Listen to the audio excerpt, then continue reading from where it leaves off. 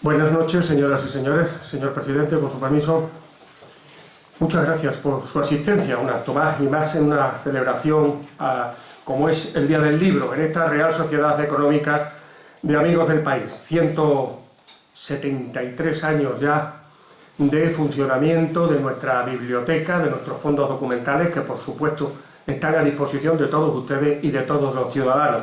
La importancia del libro, la importancia de la cultura y la importancia de la formación de la persona, que es ese enseñando fomenta que nos rige en esta sociedad y que, para que todos sepan, y no me canso de repetir, está abierta esta puerta porque esto es un espacio público en nuestra labor. Hoy queremos dedicar el acto, este acto del libro y de honrar a los libros y de recordar a los libros, recordar a los autores, a don José Montero, bibliotecario que ha sido de esta Real Sociedad hasta hace un año en que tuve el honor de que me eligieran a mí y que ha fallecido hoy, Pepe Montero, don José Montero, maestro de escuelas y que luego, después de su jubilación, siguió trabajando por la cultura y trabajando por el libro en esta casa. A ellos ha dedicado. Y este año nos acompañan en esta celebración dos bibliófilos, dos grandes bibliófilos, dos bibliófilos importantes, estudiosos, don Julián de Andrés Martínez y don Josué de Andrés López. Padre e hijo, expertos, estudiosos del mundo del libro, pero sobre todo en el libro de los libros, en lo que es la Biblia. También agradecemos por alguna cesión que nos han hecho de algunos ejemplares para que puedan ver aquí algunas ediciones de este libro, de la Biblia, que son de la económica y algunos que han cedido ellos. Y yo sin más agradeciéndoles una vez más la asistencia a este acto, agradeciéndole a los ponentes su intervención y que nos acompañen, y a todos ustedes por venir a honrar este mundo de la cultura y en el recuerdo a don José Montero. Cedo la palabra a don Julián cuando usted quiera, don Josué, cuando usted.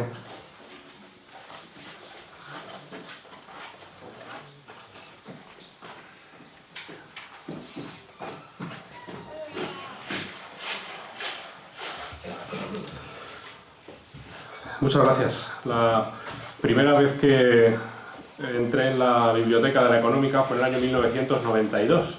En aquel año yo era un joven estudiante con un proyecto de investigación. En aquel entonces la sede estaba en donde está ahora la biblioteca antigua, y lo cierto es que desde que entré en aquella sala me enamoré de ella. Aquel año la visité unas cuantas veces para seguir con aquel proyecto.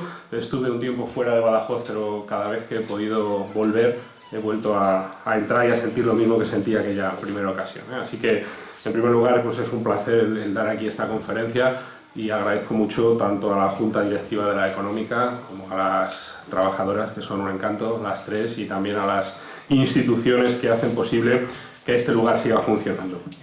Muchas gracias a todos. Este es, sin duda, yo creo que el mejor auditorio de Badajoz, o uno de los mejores para hablar del tema del que hoy vamos a hablar. Hoy vamos a hablar de libros, en el Día del Libro, en un sitio que, como ha dicho el señor bibliotecario, honra a la literatura.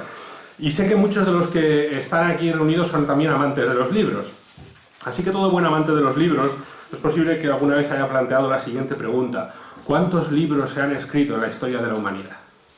Bueno, parece a simple vista una pregunta imposible de contestar. Hay verdaderas fuentes ingentes de libros que conocemos. Por ejemplo, lo que ven en la imagen es la sala principal de la biblioteca del Trinity College en Dublín, en la cual hay 200.000 libros.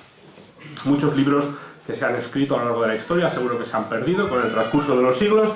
Otros quizá nunca llegaron a editarse después de ser escritos, pero bueno, volviendo a la pregunta principal, ¿cuántos libros se han escrito en la historia? No podemos dar una cifra exacta por las razones que acabamos de mencionar, pero según datos del 2010, de gente que se ha dedicado a recopilar toda la documentación existente, para el 2010 había noticia de que se habían escrito 129.864.880 libros en el mundo. Harían falta 650 bibliotecas como esa para alojarlos a todos. Y si difícil es contestar la pregunta de cuántos libros se han escrito en la historia, tampoco parece fácil responder la pregunta de cuál de ellos es el mejor. ¿Cuál de todos los libros que se han escrito, esos casi 130 millones, es el mejor? Bueno, todo depende del parámetro que utilicemos para medirlo, ¿verdad? Si el parámetro es los gustos personales de cada uno, pues es evidente que no vamos a conseguir una respuesta unánime. Habrá quien le guste el Quijote, una elección magnífica, habrá quien se decante por las obras de Shakespeare, y es posible que a alguien le guste la autobiografía de Belén Esteban, ¿verdad? Porque en este mundo hay gente para todo. Pero si nos regimos por valores más pragmáticos, es decir, si vamos a datos de cuál es el mejor libro que se ha escrito, lo cierto es que entre esos 130 millones hay un libro que se sitúa muy por encima de todos los demás, muy por encima, y ese libro es la Biblia. Vamos a hablar simplemente de dos datos en la siguiente diapositiva. El primero de ellos, en el gráfico superior, es un dato relevante a la hora de juzgar si un libro es de interés para la gente, es decir, en cuántos idiomas ha sido traducido. Una obra maestra de la literatura, como es el Quijote, pues lo cierto es que ha sido traducido en unos 50 idiomas diferentes. Ningún libro jamás editado por el hombre ha superado la barrera de los 300 idiomas en los cuales ha sido traducido. Por ejemplo, El Principito, la novela de Saint-Exupéry, que estaría en un digno segundo lugar, pues está traducida en 253 idiomas. Apenas media docena de libros en toda la historia superan los 100 idiomas. La Biblia, en cambio, ha sido traducida a 2.883 idiomas. Muy por encima, digamos que multiplicando por 10 a su inmediato perseguidor. Un segundo factor que puede indicar el valor de un libro y que también interesa mucho, sobre todo al que lo ha escrito, es el número de copias que se hayan distribuido del mismo. Por ejemplo, del Quijote, ya que estábamos hablando de la obra maestra de la literatura española, pues tiene un nada desdeñable récord de entre 200 y 400 millones de copias editadas del Quijote. Está fantástico, ¿verdad? Cervantes, si estuviera vivo, estaría encantado con estos números. Está en la zona alta de la tabla. En un segundo puesto, en un meritorio segundo puesto de libros más editados de la historia, encontramos el Libro Rojo de Mao, con 900 millones de copias. Ningún libro escrito por el hombre ha conseguido jamás superar la barrera de los 1.000 millones de copias. Ningún libro, excepto la Biblia, de la cual se han impreso, como pueden ver, unos 6.000 millones de copias. Incluso hoy, en medio de esta ola de desecularización que nos invade, se siguen distribuyendo Biblias en todo el mundo a razón de 1 millón de ejemplares a la semana. Y a todo esto podemos sumar otro hecho, que es que la Biblia es probablemente, si no el que más, uno de los libros más perseguidos de la historia, ¿verdad? A nadie nunca le han perseguido por leer el Quijote, a nadie le han ajusticiado por leer una obra de Shakespeare, que tengamos noticia, a nadie han encarcelado por leer la autobiografía de Belén Esteban, ¿verdad? Aunque yo en este caso me lo plantearía, pero como veremos después, a lo largo de la historia, ha habido personas que han muerto en la hoguera por el simple hecho de tener, de distribuir o de editar una Biblia.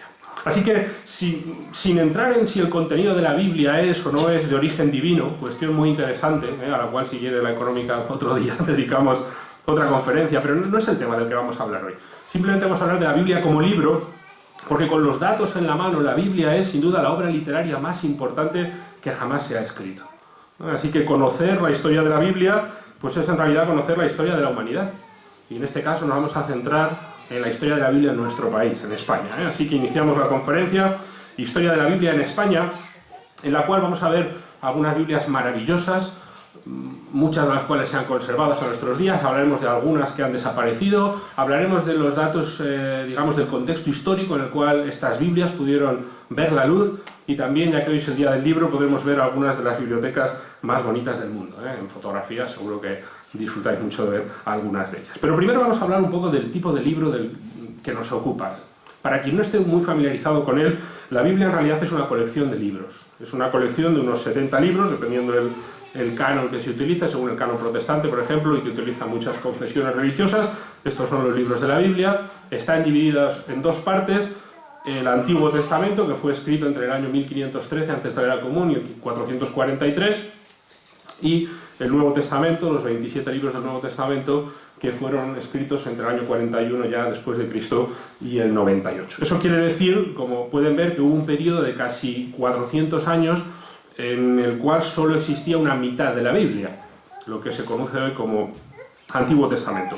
En Palestina, que es donde se escribió esta parte de la Biblia, el idioma oficial era el hebreo, de manera que los escritores de la Biblia, los que participaron en la redacción del Antiguo Testamento, escribieron en hebreo los libros que luego compondrían el canon bíblico. Fue pasando el tiempo y tras la conquista por Alejandro Magno en el año 300 antes de la era común de la zona de Palestina, pues se hizo necesario traducir lo que estaba escrito de la Biblia del hebreo al griego, porque la vocación de la Biblia siempre ha sido llegar al mayor número posible de personas.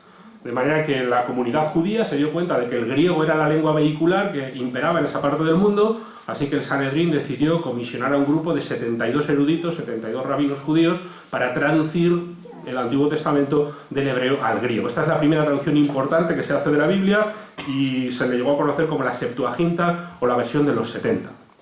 Esa versión de la Biblia circuló ampliamente a finales del siglo II, primero antes de Cristo, y también en siglos posteriores. Aquí tenemos un ejemplar del Codex Sinaítico, que es uno de los libros más valiosos del mundo, que contiene el texto de la Septuaginta griega y que se encuentra aquí, en una biblioteca también de las más maravillosas del mundo, que es la Biblioteca Británica.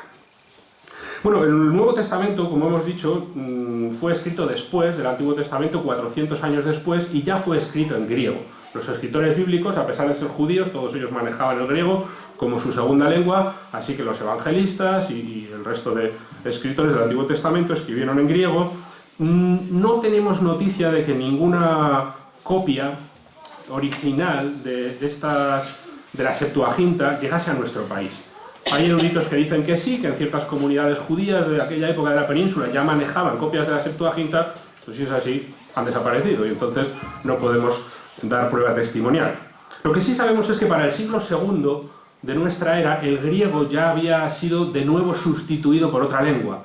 En este caso, el imperio, la máquina militar más poderosa que ha conocido el ser humano, que fue el ejército romano, se había conquistado toda la zona anteriormente ocupada por Grecia, y los romanos, entre otras muchas cosas, pues extendieron por el imperio un nuevo idioma, el latín. De manera que nuevamente había que traducir la Biblia para la comunidad latina, porque el griego fue olvidándose y la gente ya pues iba manejándose habitualmente en latín. En ese momento, algunos fragmentos de la Biblia fueron traducidos al latín por personas muy bien intencionadas, pero que lo hacían un poquito, digamos, por libre. Es decir, cualquier persona que tenía un mínimo conocimiento de griego y de latín, pues se atrevía a traducir pasajes de la Biblia, y todos estos pasajes, fragmentos a veces muy pequeños, de estos sí tenemos algunos de ellos que han llegado hasta nuestros días, y en conjunto se conocen como la Vetus Latina. La Vetus Latina es el nombre que le dan los estudiosos al conjunto de escritos en latín de esta primera época de nuestra era, bueno, en este caso este es del siglo IV, este se encuentra en la Catedral de Vercelli, en el Piamonte italiano, y es un fragmento de esto que hemos dicho, de la Biblia, de la Septuaginta traducida al latín. Pero esto presentó un problema que detectó el personaje de la izquierda, el teólogo católico Agustín de Hipona, que con el tiempo llegó a ser conocido como San Agustín. Este hombre dijo lo siguiente, y leo textualmente, dice: todo el que tenía a su alcance un manuscrito griego y pensaba que tenía algún conocimiento de ambos idiomas, por escaso que éste fuera, se aventuraba a traducirlo al latín. Claro, tanto Agustín de Hipona como otros personajes opinaban que había demasiadas versiones bíblicas y dudaban de su exactitud, porque claro, el conocimiento que tenían de los idiomas, los que la traducían, siendo la mejor de las intenciones, pues a veces era escaso. Así que no sabemos si eso es lo que le mosqueaba tanto a San Agustín, pero desde luego la cara que tiene de mucha felicidad no es, ¿verdad? Bueno, pues para esta época, gracias a personajes como el del medio, el emperador Constantino, el cristianismo, o lo que en aquel entonces era el cristianismo, se había apartado un poquito del cristianismo original, pero bueno, el cristianismo había pasado a ser de una religión perseguida a convertirse en la religión oficial del Imperio Romano. Entonces ya había luz verde para emprender un proyecto grande de traducción. Así que el emperador Constantino favoreció esto, el Papa Dámaso I a la derecha decidió patrocinar una traducción oficial de la Biblia al latín. Y eso se lo encargó al erudito más preparado de cuantos pudo encontrar, que era este personaje. Así a simple vista no parece alguien al cual confiarle una tarea tan importante, ¿verdad? Bueno, pero esto es simplemente la imaginería de la época, porque el personaje que aparece en la imagen es Jerónimo de Estridón, que con el tiempo también llegó a ser conocido como San Jerónimo, uno de los padres de la Iglesia. Bueno, en la siguiente imagen vemos ya a Jerónimo ya vestido con los atuendos oficiales de su puesto en la Iglesia, y Jerónimo sostiene en sus manos la obra que le haría inmortal, la Vulgata Latina. La Vulgata Latina es la primera traducción oficial de la Iglesia Católica al latín. Esta fue la Biblia oficial de la Iglesia durante los siguientes 1500 años. Jerónimo era un erudito impresionante, tenía conocimiento amplio tanto de latín, por supuesto, como de griego. Él se basó en la versión de los 70, en la Septuaginta. También conocía el hebreo, por lo cual pudo echar mano de los antiguos manuscritos, que es posible que para aquella época todavía existieran, y entonces pues llegó a escribir una obra que hasta nuestros días ha pervivido. De hecho, en la mayoría de las bibliotecas del mundo, más de un 50% de las Biblias que se encuentran son vulgatas. La Vulgata Latina, aquí tenemos una exposición en la cual hay varias vulgatas, pero la Vulgata Latina sigue comprándose hoy en día, evidentemente ya con correcciones, ¿no?, después de la de Jerónimo, pero sigue en vigor. La Vulgata Latina, esta es la Biblia que tuvo el privilegio de ser la primera Biblia completa que llegó a nuestro país. Concretamente llegó a Sevilla y concretamente a Utrera. ¿Cómo fue esto posible? Pues esto fue posible gracias a un tal Lucinio Bético, que era un comerciante sevillano, que estaba enterado de que la mejor traducción de la Biblia que se estaba haciendo era la de San Jerónimo. Entonces este hombre quiso tener la Biblia en tiempo real. Como en aquel entonces no existía internet, ni había ningún tipo de sistema de fax, ¿verdad?, para enviar los manuscritos en tiempo real, pues él utilizó lo que tenía. ¿Y qué fue lo que hizo? Pues él cogió a 6 amanuenses y los mandó a casa de Jerónimo para que le dictara la Biblia al mismo tiempo que la estaba escribiendo. Alguna vez seguro que todos ustedes han pasado por delante de este edificio, ¿verdad? Esto es la entrada de Sevilla a mano derecha, ¿verdad?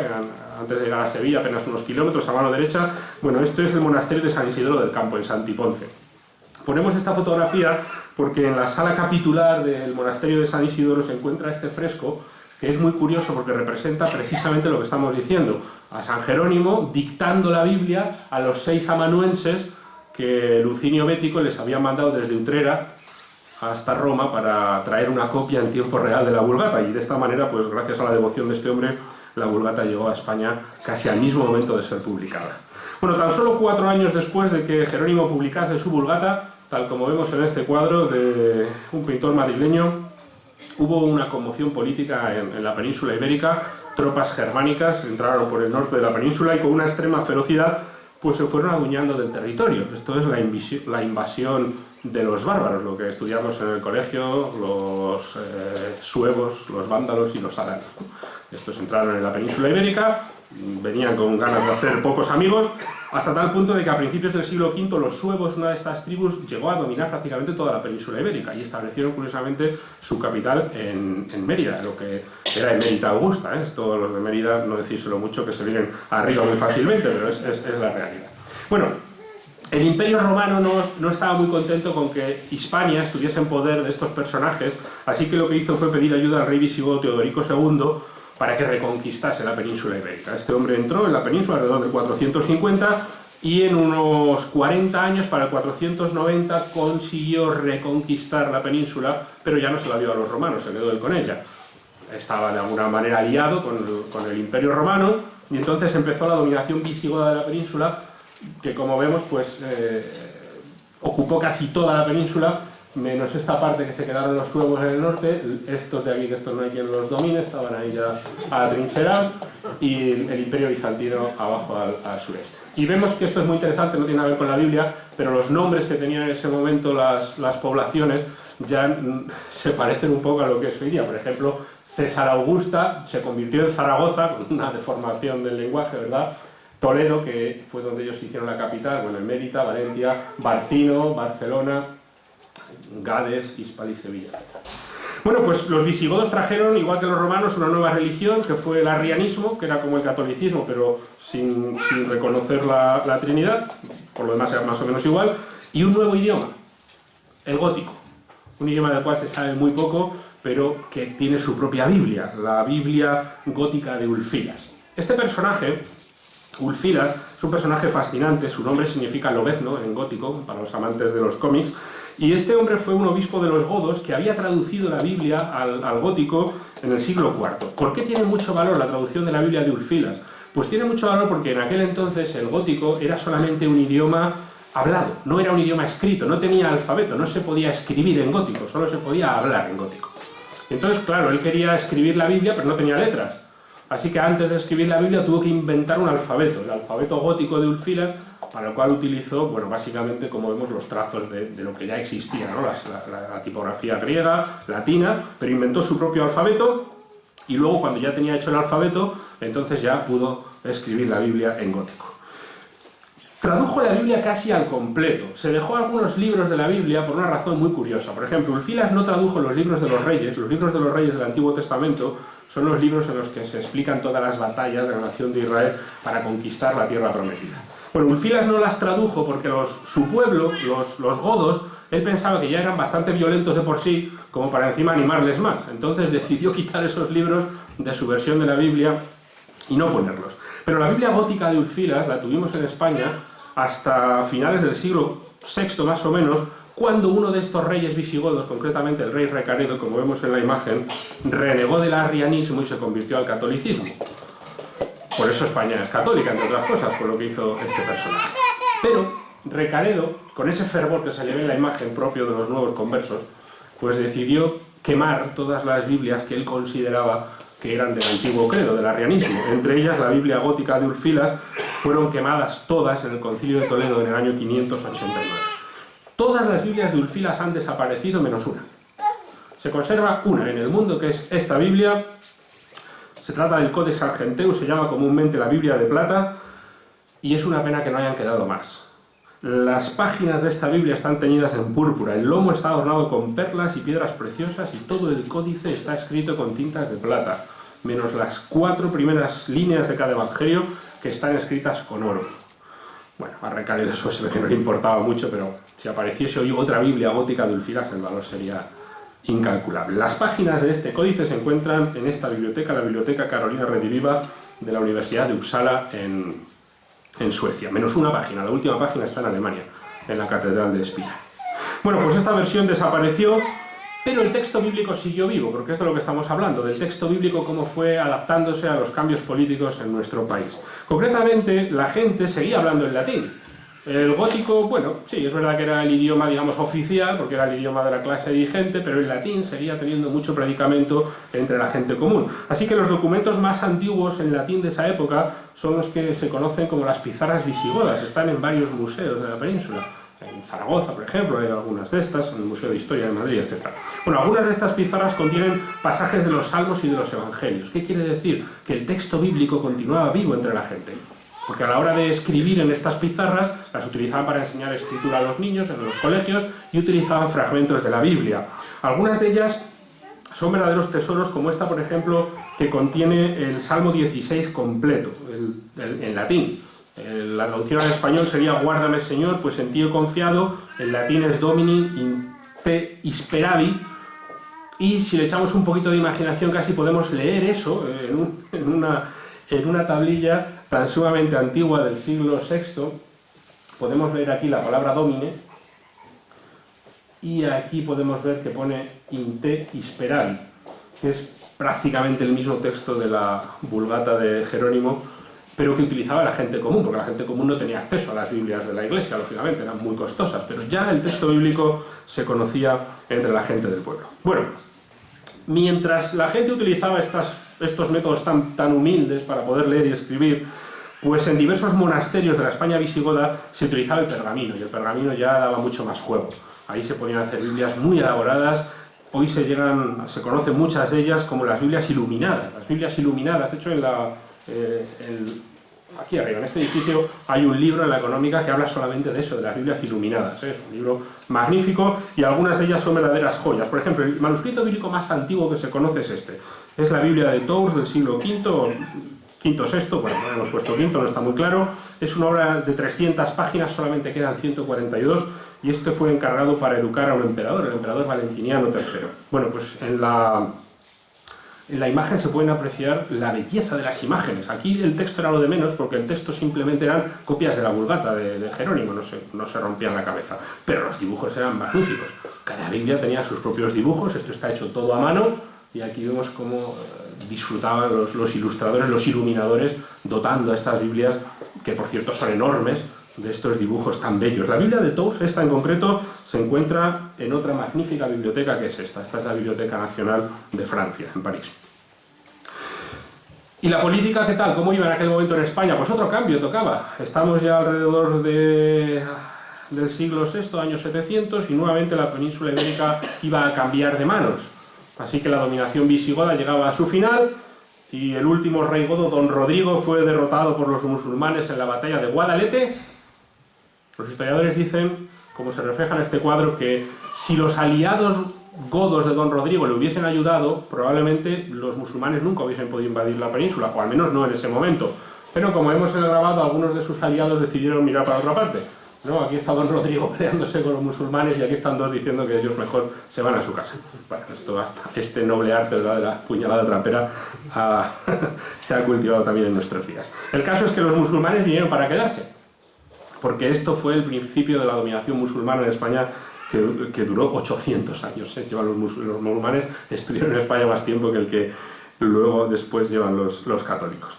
Bueno, pues con una nueva civilización que hemos dicho que viene siempre un nuevo idioma. Así que en este caso los musulmanes trajeron el suyo, que es el árabe. Y en los territorios islamizados pues se vio la necesidad de traducir la Biblia, en este caso al árabe. Las traducciones de la Biblia en árabe debieron ser frecuentes, pero casi todas se han perdido por completo. Sin embargo, se cree que Juan Hispalense, obispo de Sevilla, tradujo la Biblia completa al árabe en el siglo IX. Esa Biblia no ha llegado hasta nuestros días, pero sí ha llegado lo que se encuentra en la Catedral de León, que es un manuscrito rarísimo que se llama Los Evangelios de Isaac ben Velasco, un tal Isaac ben Velasco, del cual solo se sabe que se le denominaba el cordobés. Bueno, igual le gustaban los toros también, no lo sabemos, pero esto es un auténtico tesoro literario, porque estamos hablando de los Evangelios traducidos al árabe. ¿Por qué se traducían los Evangelios al árabe? Bueno, pues por dos razones. Una de ellas para los mozárabes, que como sabemos era una mezcla un poco híbrida, ¿no?, de cristianos, árabes, que convivían con las dos culturas y que adoptaron muchas de las costumbres del cristianismo, del catolicismo, mejor dicho, y también para evangelizar a la España musulmana, aunque en eso se ve que no tuvieron mucho éxito, pero también la Iglesia Católica quería con esto tratar de inculcarles el Evangelio a los árabes. Lo cierto es que los musulmanes, contrariamente a lo que pudiéramos pensar, tienen fama de intransigentes hoy los musulmanes. Bueno, no vamos a entrar en eso, pero en aquella época no lo eran. Ellos no les importó que en la parte de España que no dominaban, pero que sí tenían influencia, los católicos siguieran trabajando en sus monasterios, produciendo Biblias, las Biblias iluminadas, de las que hablamos antes, y lo cierto es que se hicieron algunas de las Biblias más maravillosas de todos los tiempos. Una de ellas se encuentra aquí. Esto es una de las mejores bibliotecas de España, podéis visitarla, la Real Colegiata de San Isidoro de León. Bueno, la Biblia más valiosa que está en esta biblioteca, por cierto, que fue construida por un arquitecto de aquí de Badajoz en 1534, es un códice del año 960 que las páginas miden más de medio metro y pesa 18 kilos. No es una Biblia de bolsillo, precisamente, pero es una Biblia magnífica que está guardada en la cámara acorazada de la biblioteca. Si vais a León a verla, no os la van a enseñar. No, tiene muchas influencias, igual sí, pero yo no la he visto. Tienen un facsímil que es como el que tenemos nosotros ahí. Eso que tenéis ahí encima a la izquierda de la exposición es un facsímil de esa Biblia, la Biblia visigótico-mozárabe de San Isidoro de León. El nombre científico es el Codex Biblicus Legionensis. Bueno, una de las cosas que hacen tan especial a este códice es que las imágenes, las expresiones de los rostros guardan un gran parecido con las caras de algunos pintores cubistas, como por ejemplo Picasso. Picasso, los rostros de los personajes que pintaba en sus cuadros guardan mucho parecido con los de esta Biblia, que fue ilustrada 1000 años antes de que Picasso existiera. ¿Cómo es esto posible? Bueno, los estudiosos empezaron a darle vueltas al asunto y descubrieron que esta Biblia fue expuesta en Barcelona en 1929 y en París en 1937. Así que piensan que Picasso tuvo la oportunidad de ver con sus propios ojos esta Biblia y que se quedó con las imágenes que luego le inspiraron a él las ideas del cubismo que plasmó en sus cuadros. Así que todo está inventado y fíjate por dónde Picasso estaba copiando a un iluminador anónimo que vivió en León en el año 960. Bueno, otro sitio que llegó a ser famoso por la producción de Biblias fue este. Esto es el monasterio de Ripoll, en Gerona. En el scriptorium, es decir, en la zona de impresión del monasterio de Ripoll, trabajaban entre 20 y 30 monjes como este, copiando diariamente el texto bíblico. La producción de una sola Biblia ocupaba todo un año a más de 20 monjes. Es decir, por un sencillo cálculo podemos saber que un solo monje hubiese tardado más de 20 años en hacer una sola Biblia. sí que entendemos el trabajo que llevaba a hacer la Biblia y el detalle con el que estos hombres hacían su trabajo. Una de las Biblias que hicieron fue esta, la Biblia de San Pere de Rodas, alrededor del año 1000 después de Cristo, la cual es un prodigio de imágenes también, como todas las que estamos hablando, y que debe su nombre a que fue encontrada esta Biblia por un mariscal francés en 1693 aquí, en el monasterio de San Pere de Rodas, en el Pirineo gerundés. Esto tiene dos versiones, ¿eh? Los franceses dicen que el mariscal llegó allí, se encontró que la Biblia estaba en muy mal estado y se la llevó para restaurarla. Los catalanes dicen que el francés llegó y se la llevó por todo el morro. Bueno, los catalanes son muy aficionados a quejarse de que se les roba, pero en este caso parece que es cierto, porque esta Biblia actualmente está en el Museo Nacional de Francia, ¿eh? Así que de momento, si se la llevó para restaurarla, se ve que lo cogió cariño porque no se la ha devuelto. Otra Biblia famosa que también se hizo en este monasterio de Ripoll es la llamada precisamente Biblia de Ripoll, en el año 1015 después de Cristo. Esta es una de las Biblias con más ilustraciones de toda la Edad Media. Esta Biblia solamente puede ser consultada por investigadores y estudiantes de doctorado y está actualmente en esta biblioteca, que es la Biblioteca del Vaticano. No sé si se están ustedes dando cuenta de que los españoles éramos muy buenos haciendo Biblias, pero muy malos conservándolas, porque están todas fuera. Pero bueno, por lo menos sabemos dónde están localizadas y algunas de ellas se pueden consultar. En esa época también se puso de moda lo que se llamaban las Biblias glosadas. Las Biblias glosadas o Biblias comentadas, esto quiere decir que estaba el texto bíblico, que repetimos, era la Vulgata de Jerónimo, ahí ya no se movían, con muy pocas excepciones, pero luego los escritores o los que editaban la Biblia ponían notas a los márgenes de la Biblia, glosas o comentarios, para explicar algunos pasajes bíblicos. Esto se le fue de las manos, porque al final había más notas que lo que era el propio texto bíblico. Por ejemplo, aquí tenemos un códice en la Catedral de Toledo, este sí está aquí en España, menos mal que hay uno en España, y este es del siglo XIII y es muy curioso porque el copista o el autor de la Biblia aquí se vino arriba y entonces en el texto original, que es el que está resaltado, bueno, pues todo esto de la derecha es una glosa, un comentario al texto, pero como se quedó con ganas de decir más cosas, el copista entonces metió glosas también entre las líneas principales del texto. Y como algo se le debía haber olvidado, ya no sabemos el qué, pues siguió metiendo glosas en los márgenes de la página. Así que en realidad es un libro compuesto de 4 lecturas diferentes.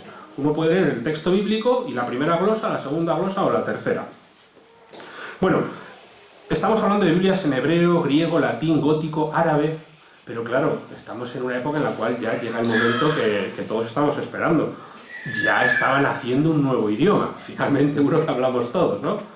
Así que aquí, en el monasterio de San Millán de la Cogolla, en La Rioja, aquí se descubrieron las llamadas glosas emilianenses. Estamos hablando del primer texto escrito en español del que se tiene noticia. Eso se pensaba, ahora se han descubierto textos que parecen que son más antiguos. Bueno, no es el tema de la conferencia, pero aquí tenemos un ejemplo de una de estas glosas. Esto es una homilía de San Agustín, en latín obviamente, pero lo que nos interesa es la glosa, las glosas emilianenses, es decir, la nota en el margen de la página. Bueno, pues este fraile anónimo encontró una dificultad en el texto original, decidió poner una glosa, pero en vez de ponerla en latín, decidió ponerla en el lenguaje que él hablaba habitualmente, que era el romance, lo que hoy es el español. Así que eso es lo que hizo. Él escribió en ese romance, que es lo que conocemos como español antiguo, con o auitorio de nuestro dueño Cristo, dueño Salvatore. Eso no era latín, eso era romance, y esto es lo primero que se conoce escrito en nuestro idioma, el idioma que hablamos actualmente tantísimos millones de personas, 470 millones de personas hablamos español. Bueno, ¿dónde están las glosas emilianenses? Por cierto, están escondidas en una cámara de seguridad en este edificio. Esto es la Real Academia de la Historia en Madrid. Un edificio absolutamente desconocido para el 99% de la población, que tiene una biblioteca con 400.000 libros y que no se la enseñan a nadie. Es decir, si uno quiere ver un libro de esta biblioteca, tiene que solicitarlo, pasar un filtro impresionante, igual con suerte te llaman y te dicen que sí, que lo veas, pero claro, si tú quieres ver las glosas emilianenses se van a reír de ti, te van a decir que no, eso no se ve. Por un lado está bien, ¿verdad? Es algo muy valioso, tampoco es cuestión de andarlo aireando. Yo les he llamado varias veces diciéndoles que quería dar esta conferencia y que me mandasen al menos una foto de los archivos donde guardan los libros, y después de mucho insistir, lo máximo que me han dado es esto. Pues ya está, menos es nada, ¿eh? Pero se ve que no, son muy celosos de su intimidad.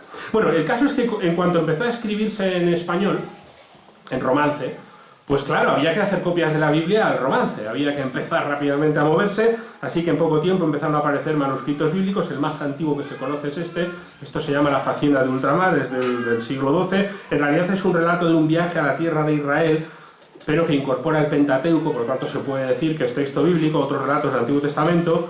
Este texto se puede consultar en esta biblioteca, esta pequeña biblioteca, ¿verdad? Maravillosa, la Universidad de Salamanca, es la biblioteca esta, donde está la Facienda de Ultramar. En 1230, un rabino judío traduce al castellano el Antiguo Testamento completo.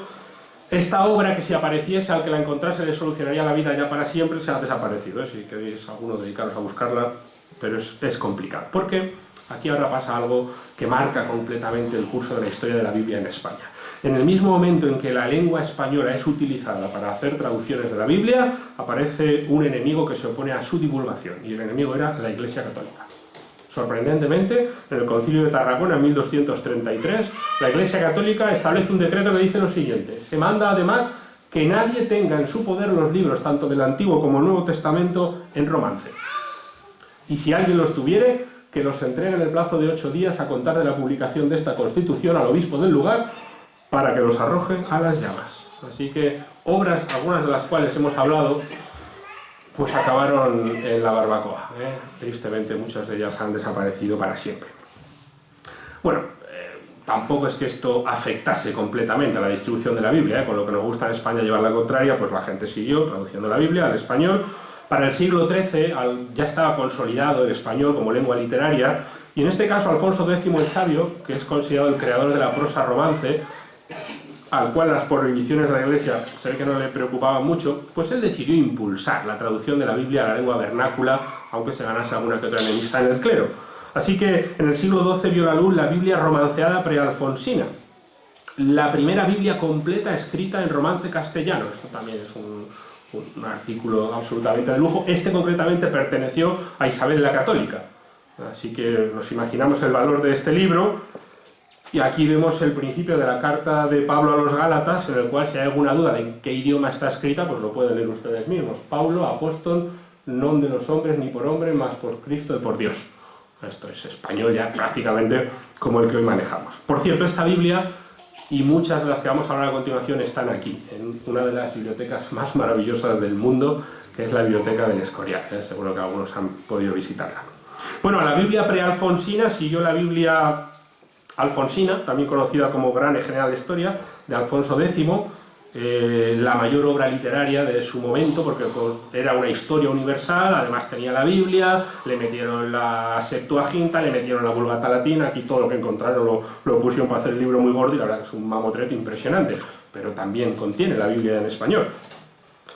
Fue copiada muchas veces, fue traducida al portugués, fue traducida al catalán, luego hablaremos de traducciones en otros idiomas de la península, pero estas traducciones eran básicamente traducciones de una traducción, es decir, utilizaban la Vulgata de Jerónimo y la traducían al romance.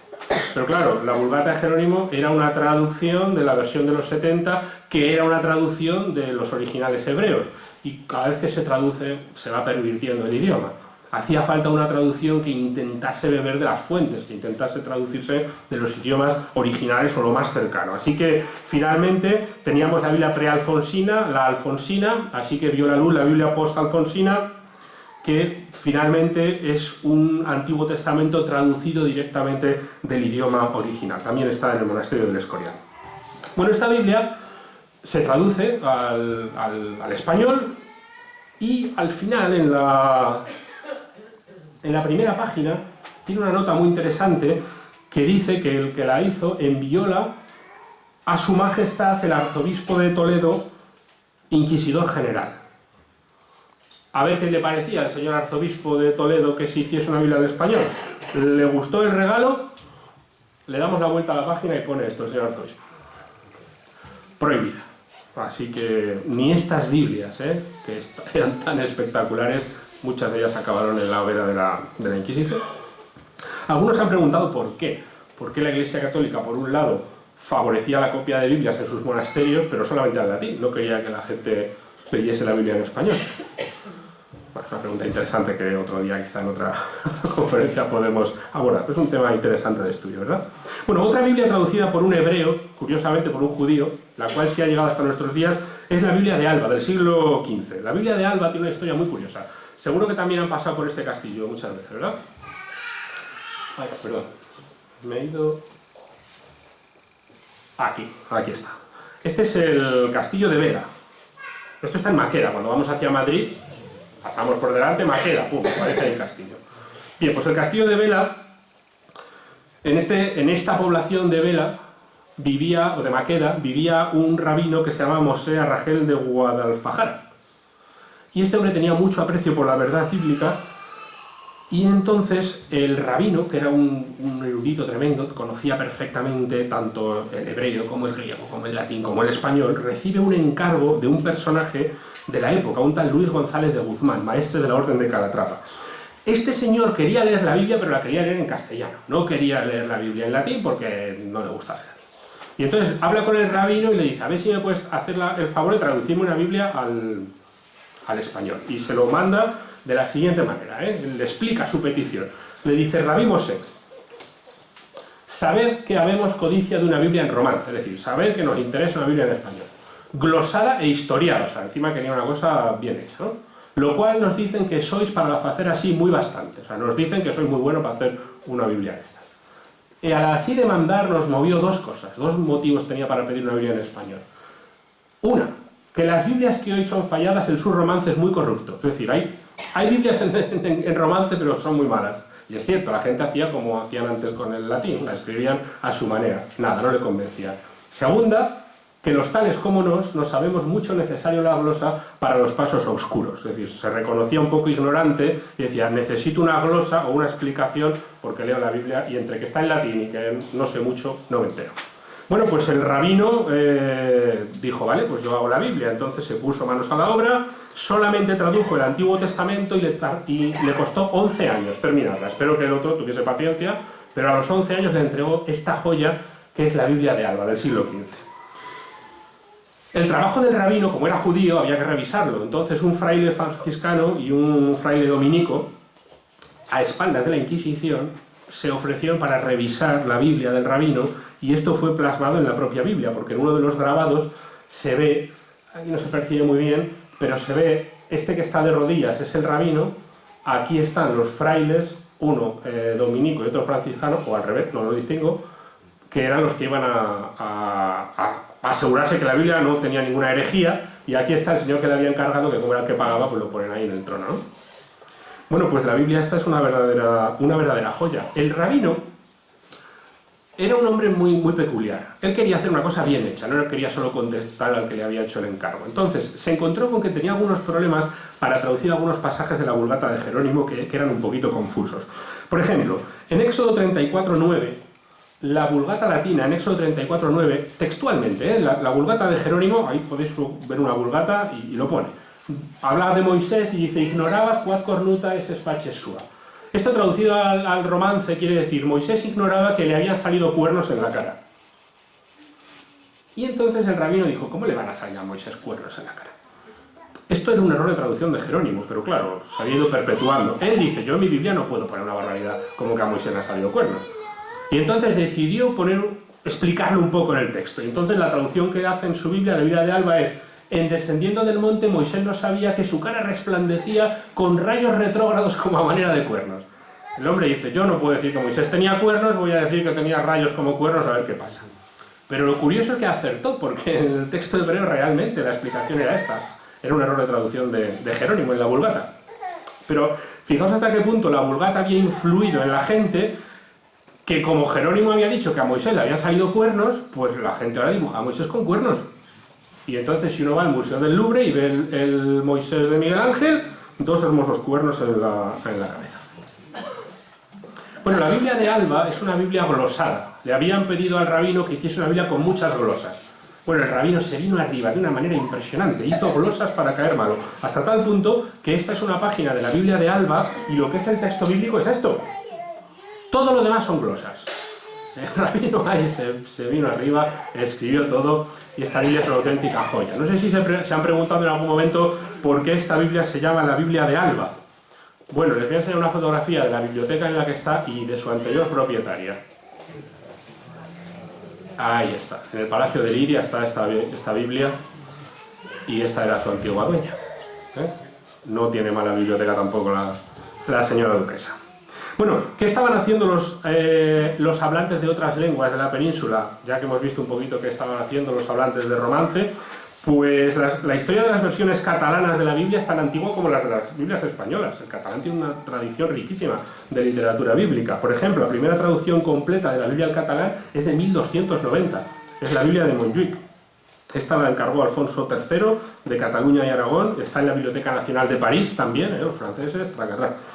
Y de este mismo siglo XIII es la Biblia rimada de Sevilla.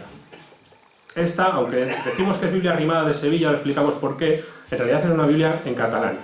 ¿Qué tiene de especial esta Biblia? Que está toda escrita en poesía. Es decir, el que tradujo esta Biblia rimó todo el texto bíblico para facilitar su memorización, lo cual es una obra impresionante. Cuidado con los catalanes, como se propongan algo, porque esto es una obra magnífica. Se llama Biblia rimada de Sevilla porque está en la Biblioteca Capitular y Colombina de Sevilla, que es esta biblioteca, y bueno, no sé si los catalanes quieren recuperarla, pero creo que va a ser como con la de Francia, ¿no? Lo tienen complicado. Un poco más adelante, a principios del XV, el fraile Bonifacio Ferrer hace una traducción de la Biblia al valenciano. La primera Biblia que se imprime en España, aparte de la Vulgata de Jerónimo, es esta Biblia al valenciano. Un inquisidor, Jaume Borrell, la revisa, pero como la prohibición solamente afectaba a las Biblias en romance, la de valenciano, se le coló. Y entonces dice, vale, si es en valenciano no pasa nada. La autorizó y hicieron esta Biblia en España, pero es una Biblia que ha desaparecido. Durante tiempo se pensó que solamente se habían salvado 2 hojas de la Biblia, las 2 que estamos poniendo en la foto. De esta Biblia no hay más. Está en la Sociedad Hispánica de Nueva York. Aunque ahora dicen que han aparecido más de esta en otras partes del mundo, pero bueno, está todavía por autentificar. Y también de esta primera mitad del siglo XV es el Códex del Palau, que es una traducción de los evangelios también del latín al catalán. Bueno, hasta finales del siglo XV la Sagrada Escritura más o menos, a pesar de la prohibición del Concilio de Tarragona, la gente más o menos se la saltaba y editaba la Biblia. La Iglesia no se ponía demasiado seria al respecto. Pero los reyes católicos, a finales del siglo XV, publican un decreto bastante más duro que el del Concilio de Tarragona. Bueno, tan duro como que decía lo siguiente: prohibimos bajo penas gravísimas el que nadie traduzca los libros sagrados a la lengua vulgar o que retenga consigo los traducidos por otro en la forma que fuese. Está traducido en español más comprensible. Pero ellos dijeron, cuidado, prohibido traducir los libros, y el que tenga libros, el que tenga Biblias en español que alguien le haya dado, prohibido también. Esto acabó con muchos ejemplares bíblicos. En Salamanca se produjo una quema de Biblias el 25 de septiembre de 1492. Un hecho triste, ¿no? Ese año lo recordamos por algo diferente, pero bueno, también sabemos que todo lo que pasó en ese año no fue tan bonito. Claro, la persecución de las escrituras frenó mucho el avance de la Biblia en nuestro idioma. Pero, de alguna manera, el texto bíblico siguió vivo, porque hubo personajes magníficos en esta época que lo hicieron. En el siglo XVI se producen 2 obras monumentales de erudición bíblica. La primera de ellas la hace este personaje, que es el cardenal Francisco de Cisneros, y la hace en ese edificio que es la recién fundada Universidad de Alcalá de Henares. Bueno, pues el cardenal Cisneros en la Universidad de Alcalá de Henares, con un equipo de eruditos, elabora lo que se llama la Biblia Políglota Complutense. Esto es un auténtico monumento, es como se le define, monumento del arte tipográfico y de la ciencia escritural. Esta es la portada de la Políglota Complutense de 1522. ¿Qué hacía tan maravillosa esta Biblia? Aquí tenemos, por ejemplo, una página del del Nuevo Testamento, en la cual se ve pues que Cisneros, políglota, quiere decir que varios idiomas, bueno, pues el texto de la Biblia, la columna de la izquierda en griego, la columna de la derecha en latín, ¿no? El texto griego de la Septuaginta, el texto latino de la Vulgata de Jerónimo. Esta sí tenía alguna corrección. Pero en el Antiguo Testamento hizo una verdadera obra de arte, porque el Antiguo Testamento estaba escrito en 4 idiomas. Cada página estaba escrita en 4 idiomas. Tenía el texto griego, con anotaciones, con glosas interlineares, tenía el texto hebreo, tenía el texto en latín, tenía el texto arameo y una traducción del arameo al latín. Esto cada página.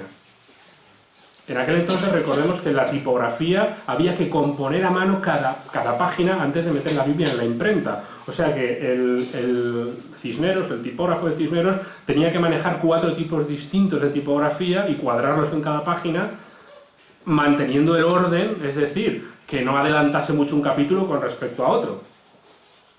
Impresionante. La Biblia Políglota Complutense, una verdadera obra de arte. Esta es la Biblia que se encontró este famoso erudito Miguel Servet en Toulouse, donde su padre lo había mandado a estudiar Derecho, y dijo lo siguiente de la Biblia: leed la Biblia 1 y 1000 veces, os lo suplico. Si no le tenéis gusto es que habéis perdido la llave del conocimiento. Bueno, Servet precisamente no solamente estudia la Biblia, sino que la edita.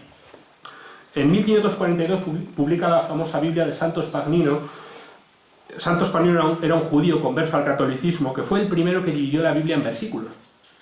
La Biblia antes se escribió del tirón, y entonces hubo 2 personajes que dividieron la Biblia en capítulos. Uno fue un arzobispo, el arzobispo de Canterbury,